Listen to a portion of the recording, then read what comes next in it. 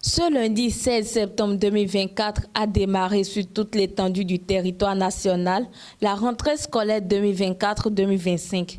Dans les rues de Porte-Nouveau et dans les écoles, le constat est le même.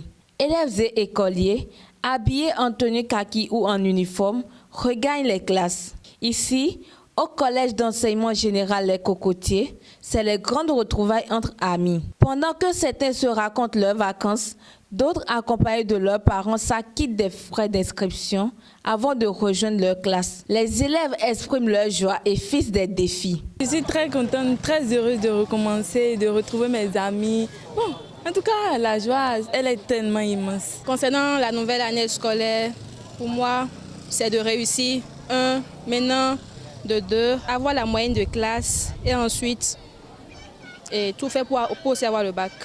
Déjà un premier jour de rentrée et certains directeurs d'école sont confrontés à des difficultés.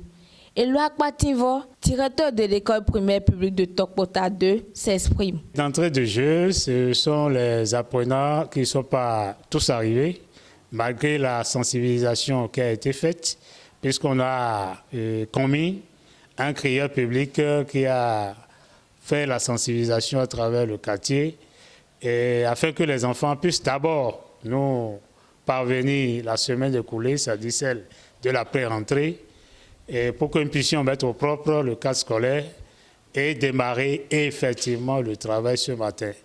Ce que malheureusement on n'a pas constaté, et que c'est ce matin que certains parents se sont même présentés à nous pour réclamer la liste des fournitures alors qu'ils devaient le faire la semaine passée afin que nous puissions démarrer réellement le travail à 8 heures. Face à toutes ces difficultés, David Assogba, parent d'élèves et conducteur de ZIM, expose les raisons. Pour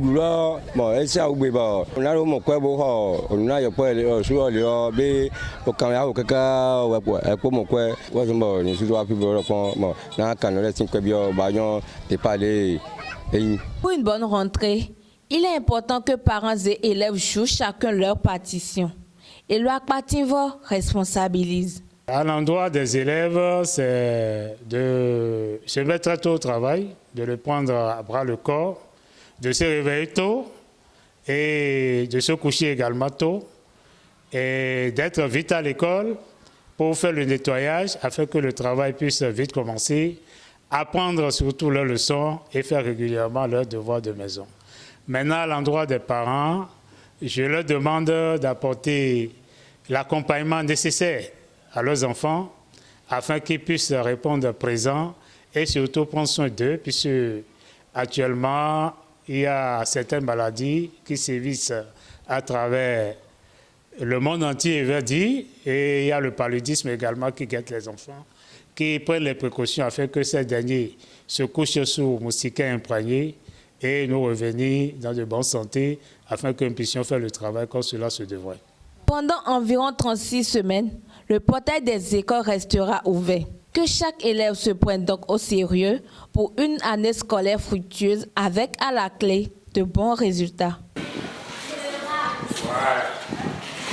Vulnérable.